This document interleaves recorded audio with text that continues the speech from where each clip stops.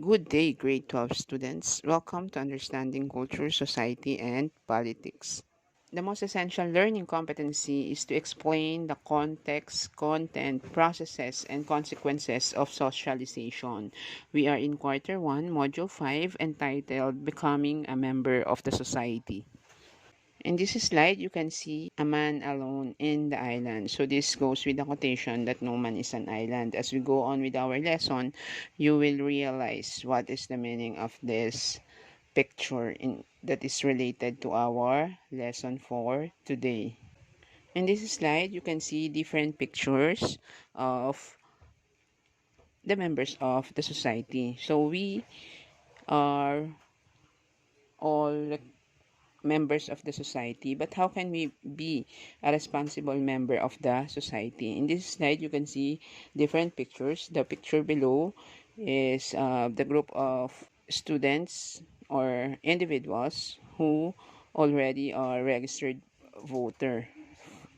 Especially now that the election is fast approaching, it is very good to exercise your right to vote. Like what they did, they registered at the COMELEC in order to exercise their right to vote in this coming election. Next, community pantry. It can be a cloth, a food, or like in the picture, it is the books. These are the different things that can help our citizens to survive, especially in this time of pandemic. Next, in the upper portion of the slide, you can see the children violating the curfew law that is implemented for the minors. So they are violating the law.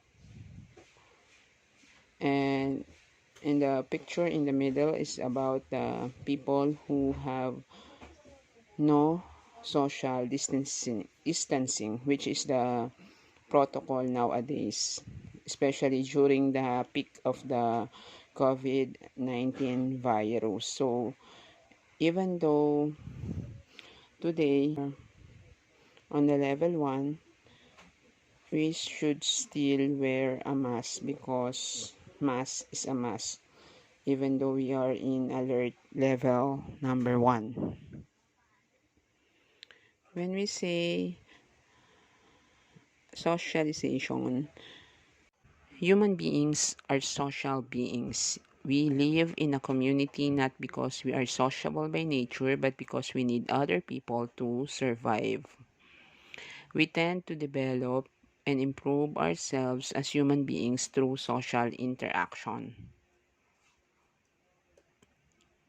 This process can be called socialization, where individuals undergo different changes in all aspects of culture, like understanding societal norms and expectations, accepting society's beliefs, and being aware of societal values imparted to us by our ancestors. These values can help us become responsible members of the society. Enculturation is a form of cultural transmission by which society transmits its culture and behavior to its member by surrounding developing members with appropriate model. Here we distinguish between enculturation and socialization, the two principal processes of cultural transmission.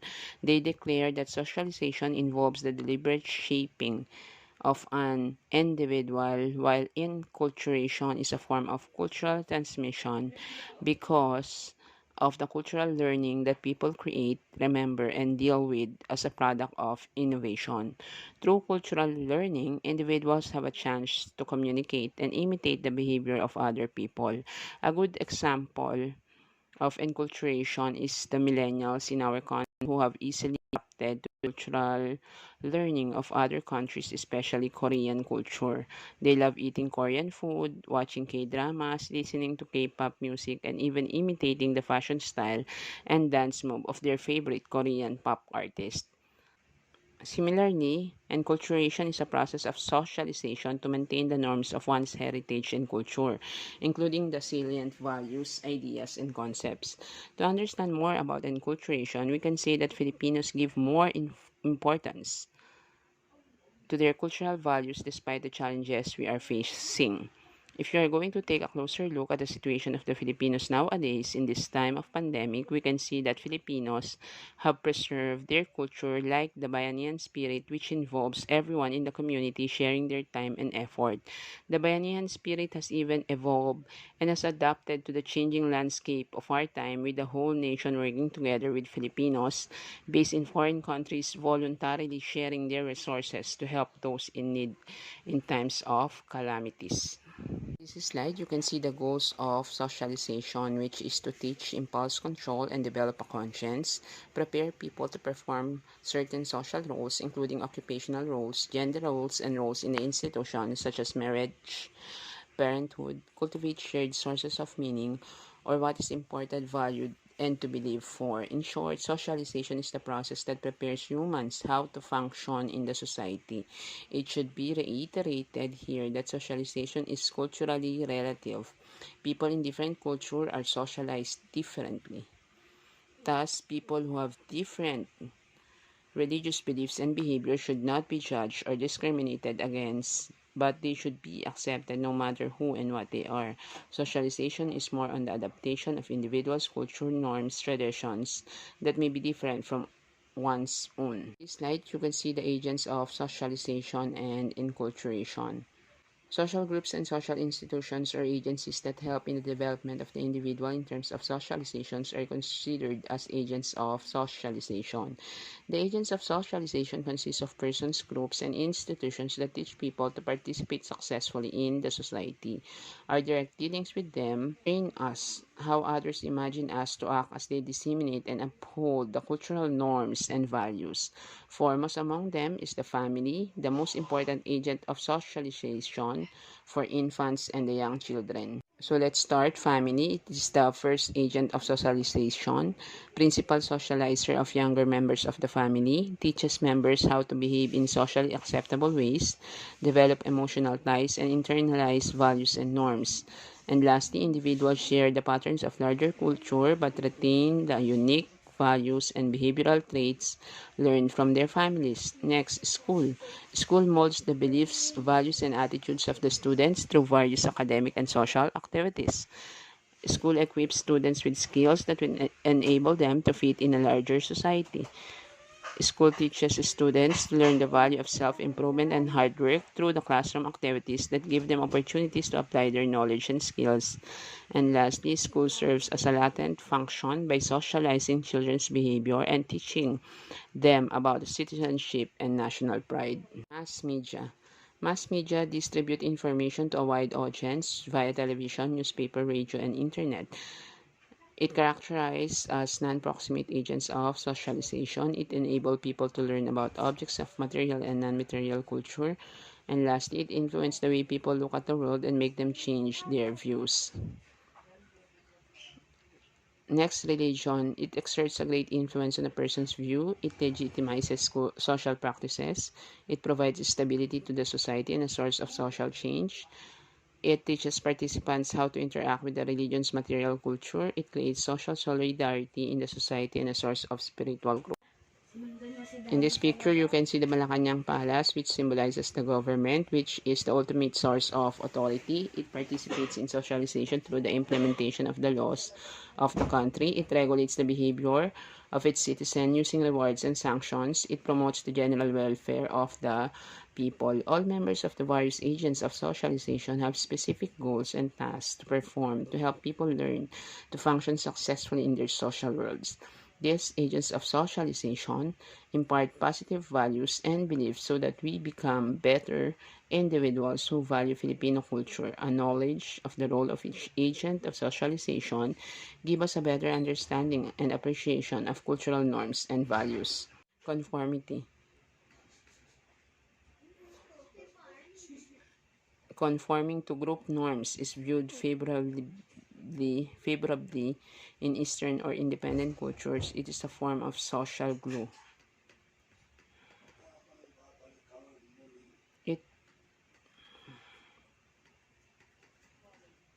Conformity is a type of social influence involving a change in belief or behavior to fit in or align their attitudes and behaviors with the people they interact or socialize with.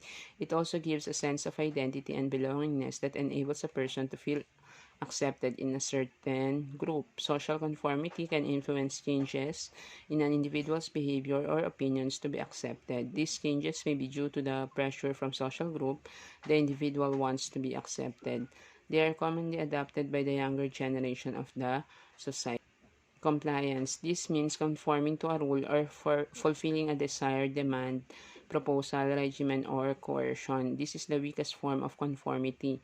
Here, a person usually goes along in the view of the majority, but he or she still privately maintains his or her own point of identification. Identification is the process by which an individual aspires to pattern himself or herself after another, but only while he or she is in the presence of the other persons. It is the middle level of conformity and is usually a short-term change. Here, an individual changes his or her behavior and beliefs not permanently due to the influence of someone he or she likes or admires, but it does not necessarily result in the change of person's private belief. Internalization. Internalization is the acceptance and incorporation of the standard or belief of other persons or of the society by the individual. It is the deepest level of conformity. It is usually a long-term change.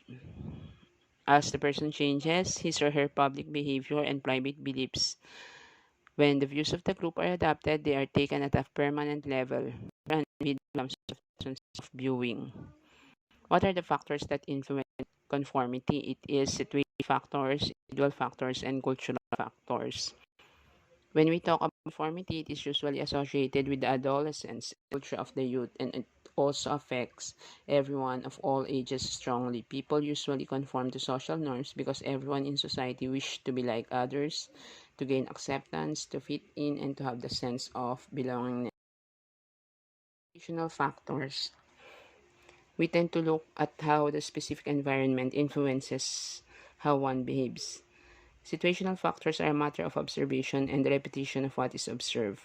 Next, individual factors. Individual factors focus more on the personal characteristic of an individual, such as strong leadership, ability, willpower, and self-confidence that give him or her a small chance or tendency to conform to other people. Individuals need to have the right knowledge, skills, and abilities to stand out from others. Next, cultural factor. This is the most fascinating of the three factors that influence conformity. Different cultures have diverse levels of conformity.